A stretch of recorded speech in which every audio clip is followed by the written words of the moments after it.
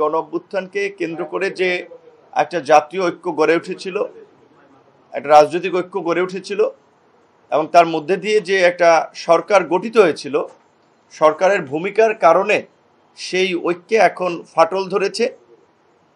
সরকারের সাথে রাজনৈতিক দলগুলোর একটা দূরত্ব এবং অনাস্থার সম্পর্ক তৈরি হয়েছে, যার কারণেই সাধারণ মানুষ তো বটেই, এখন রাজনৈতিক দলকেও তাদের যৌক্তিক অধিকারের জন্য রাস্তায় নামতে হচ্ছে, আন্দোলন করতে হচ্ছে।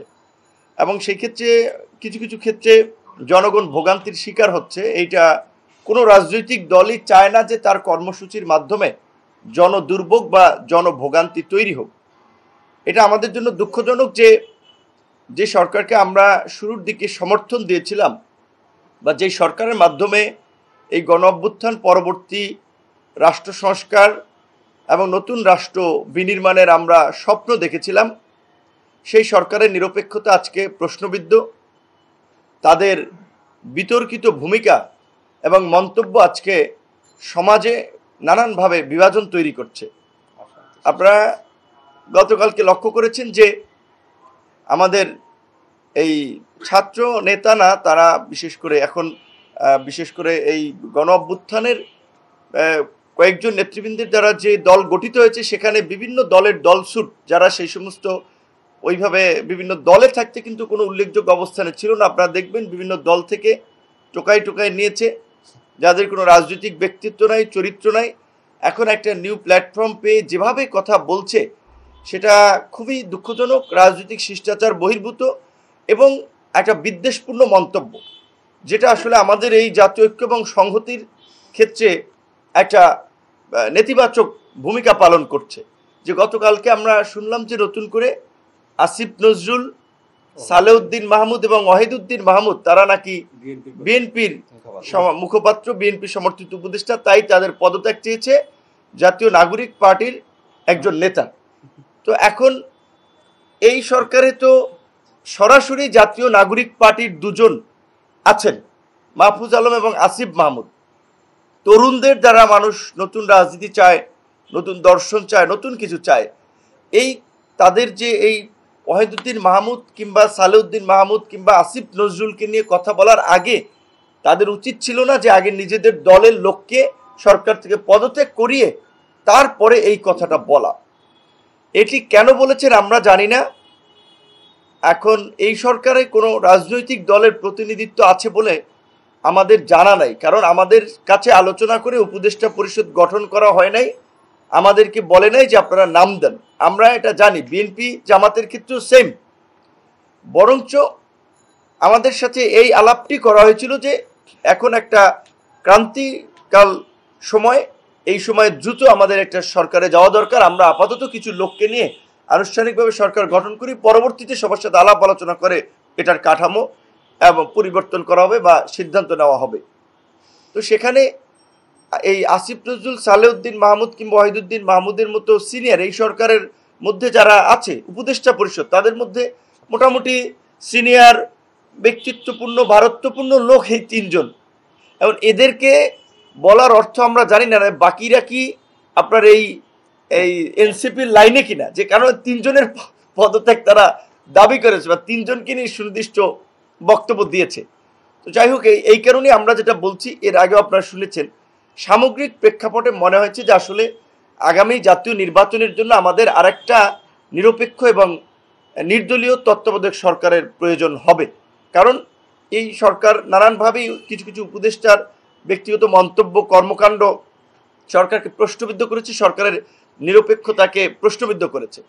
আমরা সরকারকে অনুরোধ করব, আহ্বান জানাবো যে এই যে ঢাকা উত্তরের সিটি কর্পোরেশনের প্রশাসক পদে ইশরাক হোসেনকে আদালত ডিরেকশন দিয়েছে, দক্ষিণের মেয়র পদে আদালত তাকে ডিরেকশন দিয়েছে, কিন্তু আপনারা লক্ষ্য করেছেন সেখানে এই এনসিপির উপদেষ্টা জনাব আসিফ মাহমুদ, তিনি সেটার বিরুদ্ধে, তিনি তাকে বসতে দিতে চাচ্ছেন না বা শপথ পড়াতে চাচ্ছেন না।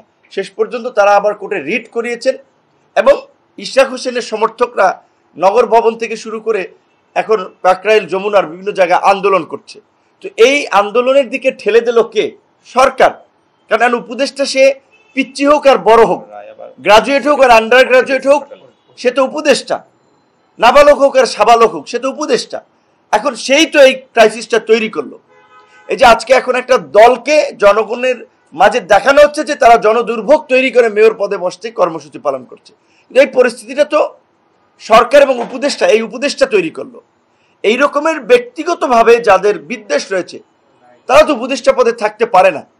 বিপরীত দিকে আমরা যদি দেখি, ঢাকা মহানগর উত্তরের ক্ষেত্রে সিটি কর্পোরেশনে নিষিদ্ধ ঘোষিত সংগঠন হিজবুত তাহরীরের নেতা জঙ্গিবাদের অর্থায়ন এবং সম্পৃক্ত ছিলেন, সেই অভিযোগে তিনি গ্রেপ্তার হয়েছিলেন, কারাবরণ করেছেন 2015 সালে দুইবার, এবং ওখান থেকে মুক্ত হয়ে যেটা আমরা দেখেছি ওই শাহেদের মতো, বাটপার শাহেদের মতো, আপনারা দেখেছেন না বঙ্গভবন গণভবনে একদিনে গেছে 3-4টা পাঞ্জাবি নিয়ে, পাঞ্জাবি চেঞ্জ করে বিভিন্ন মানুষের সাথে ছবি তুলে। ঠিক একইভাবে আওয়ামী লীগের নেতাদের সাথে হাসান মাহমুদ, কৃষিমন্ত্রী আব্দুর রাজ্জাক, স্পিকার, বিভিন্ন মানুষের সাথে ছবি তোলা, প্রোগ্রামে যাওয়া, তিনি আওয়ামী লীগের লোক, এটা প্রমাণ করার চেষ্টা করেছেন। আবার এই পট পরিবর্তনের পরে জাতীয় নাগরিক কমিটিতে ঢুকে শুনেছি যে বড় অঙ্কের টাকার বিনিময়ে তিনি উত্তরের প্রশাসক পদ বাগিয়ে নিয়েছেন। কারণ এছাড়া এজাজের তো কোনো যোগ্যতা নাই ঢাকা উত্তর সিটি কর্পোরেশনের মতো এই জায়গায় প্রশাসক হিসেবে বসার। সে সাবেক সচিবও না, বিচারপতিও না, আমলাও না, বড় কোনো রাজনৈতিক নেতাও না। তাহলে তিনি কোন ক্রাইটেরিয়া ওখানে গিয়েছেন? আর এই ধরনের একজন ব্যক্তিকে নিয়োগের মাধ্যমে আমরা যেটা দীর্ঘদিন ধরে নানানভাবে শুনে আসছি যে সরকার উগ্রপন্থীদেরকে পৃষ্ঠপোষকতা করছে, উগ্রপন্থীদেরকে স্পেস দিচ্ছে, তো এইটাই তো প্রমাণিত হয় তাহলে এজাজের নিয়োগের মাধ্যমে। তো এই জায়গা থেকে আমরা খুব উদ্বিগ্ন যে সরকার এরকম আরো বিভিন্ন পর্যায়ে এরকম উগ্রপন্থীদের এই নিষিদ্ধ কার্যক্রমের সাথে জড়িতদেরকে কোথায় কোথায় বসিয়েছে। যেই কারণে আমরা বলেছি যে এই উত্তরের প্রশাসক নিয়োগ থেকে শুরু করে, যেহেতু একেবারেই তাদের রাজনৈতিক দ্বন্দ্ব, রাজনৈতিক স্বার্থের বিষয়গুলো সামনে এসেছে তাদের কথাবার্তা কাজের মাধ্যমে, সেই কারণে এই দুই ছাত্র উপদেষ্টার পদত্যাগটা সরকারের জন্য খুবই প্রয়োজন, জনগণের মাঝে সরকারের আস্থা ফেরাতে খুবই দরকার। তাই আমরা প্রফেসর ডক্টর মোহাম্মদ ইউনূসকে অনুরোধ জানাবো, অনতিবিলম্বে আপনি এই ছাত্র উপদেষ্টাদেরকে অপসারণ করুন এবং সরকারের নিরপেক্ষতা নিশ্চিত করতে যেই প্রশ্নগুলো উঠছে সেগুলোর একটা সুরাহার দিকে আপনাকে যেতে হবে। আজকে যেই নির্বাচন কমিশন সকল দলের সাথে আলোচনা করে নেওয়া হলো, আমরা নাম দিয়েছি, আমাদের সাথে আলোচনা করা হলো, বিএনপির সাথে, জামাতের সাথে, এই ছাত্রদের সাথে, সবার সাথে কিন্তু আলাপ আলোচনা করে আমরা ওনাদের সাথে 2 দফায় কথা বলেছি। অত্যন্ত ভালো মানুষ, তাদের সেই ভীষণ মিশন আমরা দেখতে পাচ্ছি। নির্বাচনী রোডম্যাপ নিয়ে তারা কাজ করছেন অলরেডি। সেখানে এই নির্বাচনকে পেছানোর জন্য একটা ষড়যন্ত্র করছেন, এই নির্বাচন কমিশনের সামনে কর্মসূচি পালন করছেন। আরে ভাই, তোমাদের তো নিবন্ধন হয় না, একটা অনিবন্ধিত দল তো নির্বাচন কমিশনের হিসাব নিকেশই নাই। সেখানে আপনারা দেখেছেন যে নির্বাচন কমিশনের সামনে গিয়ে তারা কর্মসূচি করছে, নির্বাচন কমিশন ঘেরাও করা হুমকি দিচ্ছে, তাদেরকে নিয়ে নানা ধরনের কথাবার্তা বলছে। তারা নিবন্ধিত হোক, তারপরে নির্বাচন কমিশনে যাবে, আর তারপরেও তো ছাত্র প্রতিনিধি হিসেবেও তো এই নির্বাচন কমিশন গঠনে তারা মতামত দিচ্ছে। তাহলে কিভাবে তারা তার পদত্যাগ চায়? এবং গতকালকে সেনা প্রধান স্পষ্ট বক্তব্য দিয়েছেন, আমরা তাকে ধন্যবাদ জানাই। এই জুলাই গণ অভ্যুত্থান শুরু থেকেই আমরা, বিশেষ করে এই 5ই আগস্ট থেকে 3 আগস্ট থেকে আমরা দেখেছি জনগণের প্রতি সেনাবাহিনীর একটা ইতিবাচক মনোভাব, এবং সেনাবাহিনী বা সামরিক বাহিনী শেষ পর্যন্ত এই গণ অভ্যুত্থানের সাথে ছিল বিধায়ী কিন্তু আমরা একটা সফল গণ অভ্যুত্থানের মধ্য দিয়ে ফ্যাসিবাদকে উৎখাত করতে চেয়েছি। আজকে কয়েকদিন পরপরই এই তথাকথিত বুদ্ধিজীবী এবং এই অতি পণ্ডিত 2-1জন ছাত্র নেতা সেনাপ্রধানকে সরাতে হবে, ওইদিকে কর্মসূচি দিতে হবে, নানান ধরনের কথাবার্তা বলে সামরিক বাহিনী তো একটা বিশৃঙ্খলা সৃষ্টিতে তারা বেশ কয়েকবার পায়তারা করেছে। এর মধ্যে দিয়ে তারা কি করতে চায় আমরা জানতে চাই। তারা কি দেশকে আর একটা গৃহযুদ্ধের দিকে ঠেলে দিতে চায়? সামরিক বাহিনী তো এই গণ অভ্যুত্থানের সাথে ছিল। হাসিনা পালিয়ে যাওয়ার পরে এই সেনা প্রধানই তো সব রাজনৈতিক দলগুলোর সাথে আলাপ আলোচনা করে আপনার কিভাবে সংকট নিরসন করা যায় সেই উদ্যোগ নিয়েছিলেন। তাহলে কেন এখন তাকে ভিলেন বানানো হচ্ছে? কেন তাকে বিতর্কিত করা হচ্ছে? এর কারণ সুস্পষ্ট। এই তথাকথিত ছাত্র নেতা এবং তথাকথিত 2-4জন বুদ্ধিজীবী এরা আরেকটা বিশৃঙ্খলা করতে চায় 75-এর মতো। আপনারা দেখেছেন সেই সময় কু পাল্টা কু, রাজনৈতিক অস্থিরতা, দেশকে ওই রকম একটা সংকটের দিকে নিয়ে যেতে চায়। তাই আমরা মনে করি জাতীয় নির্বাচনের রোডম্যাপ ঘোষণা করাটা এখন সময়ের দাবি। জাতীয় নির্বাচন যত দীর্ঘায়িত হবে সংকট তত বাড়বে। দেশি বিদেশি বিনিয়োগকারীরা আমাদেরকে প্রশ্ন করে, ভাই আমরা ব্যবসা বিনিয়োগ করব কার উপরে ভরসা করে, কে আমাদের সুরক্ষা দেবে? এমনকি আমরা দেখতে পেলাম যেখানে এই ফ্যাসিস্ট হাসিনা দেশ বিক্রি করে, দেশের স্বাধীনতা সার্বভৌমত্বকে ক্ষুণ্ণ করে তারা আপনার ক্ষমতায় থাকতে চেয়েছিল, তিনি এই আপনার বিদেশি প্রতিষ্ঠানকে চট্টগ্রাম বন্দর দেওয়ার উদ্যোগ নিয়েছিলেন।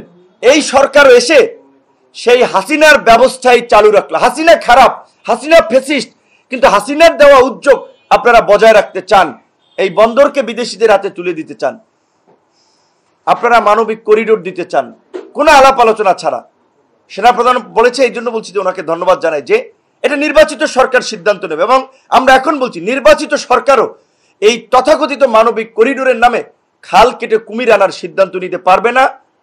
চট্টগ্রামের একমাত্র বাংলাদেশের কৌশলগত বন্দরকে বিদেশিদের হাতে তুলে দেওয়া যাবে না।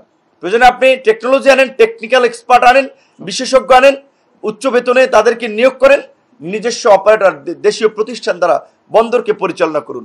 এবং নির্বাচনী রোডম্যাপ দ্রুত সময়ের মধ্যে একটা পরিষ্কার রোডম্যাপ দিয়ে ব্যবসায়ী, আমলা, রাজনীতিবিদ, প্রশাসন, সমাজের সর্বশ্রেণীর মাঝে একটা স্বস্তি দেন। নির্বাচনী রোডম্যাপ ছাড়া এই স্বস্তি আসবে না। প্রশাসন অনেক ক্ষেত্রেই কাজ করছে না, আস্থা পাচ্ছে না, কারণ যাকে তাকে ফ্যাসিবাদের দোসর বানিয়ে দিচ্ছে, যার তার বিরুদ্ধে আন্দোলন করছে, যাকে তাকে লাঞ্ছিত করছে। সেদিন মধ্যরাতে দেখেছেন যে এই কতিপয় ছাত্র নেতা, তারা এখন বৈষম্য বিরোধী নেতা, বিশাল বিপ্লবী, কিন্তু আগে করেছে ছাত্রলীগ। এখন তারা একজন ব্যবসায়ীর বাসায় আপনার হানা দিয়েছে যে তারা তাকে গ্রেপ্তার করবে, টেনে হিচড়ে নামাবে। তুমি কে? তোমাকে কি আইন শৃঙ্খলা বাহিনীর দায়িত্ব দেওয়া হয়েছে মধ্যরাতে একজনের বাসায় গিয়ে তার আপনার টেনে হিচড়ে নামানো, তাকে গ্রেপ্তার করানো? ফ্যাসিবাদের দোসর কারা, কারা এই গুম খুন গণহত্যায় জড়িত, এর একটা তালিকা দরকার। ইউনিয়ন পর্যায় থেকে শুরু করে জেলা, উপজেলা, সব জায়গায় একটা তালিকা করে তাদের গ্রেপ্তারের অভিযান পরিচালনা করা দরকার। একটা তালিকা প্রশাসনের কাছে থাকা দরকার। না হলে ওই যে আব্দুল হামিদকে ছেড়ে দিবে, নুসরাত ফারিয়াকে আটক করবে এবং সেইটা সমাজে নানান ধরনের একটা প্রতিক্রিয়া সৃষ্টি করবে, এগুলো দেশের জন্য ভালো না। এগুলো সুখকর কিছু হচ্ছে না। আমরা খুব উদ্বিগ্ন হচ্ছে এই কারণে যে আমরা এত স্যাক্রিফাইস করে, লড়াই সংগ্রাম করে এই পট পরিবর্তন করলাম, কিন্তু আমরা এখন দেখতে পাচ্ছি কতিপয় ব্যক্তির জন্য, কিছু মানুষের ক্ষমতার লোভের কারণে আর একটা নৈরাজ্য দেশে তৈরি হতে যাচ্ছে। সেই কারণে আমরা প্রধান উপদেষ্টাকে বলবো, এই নৈরাজ্য থেকে দেশকে আপনি রক্ষা করুন।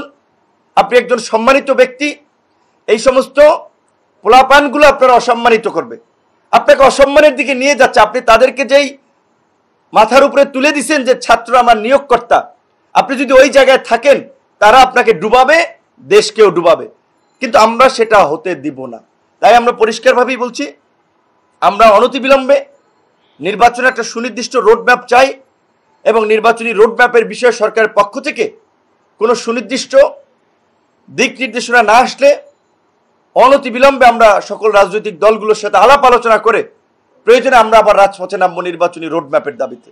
সবাই ভালো থাকবেন, সুস্থ থাকবেন। আল্লাহ হাফেজ।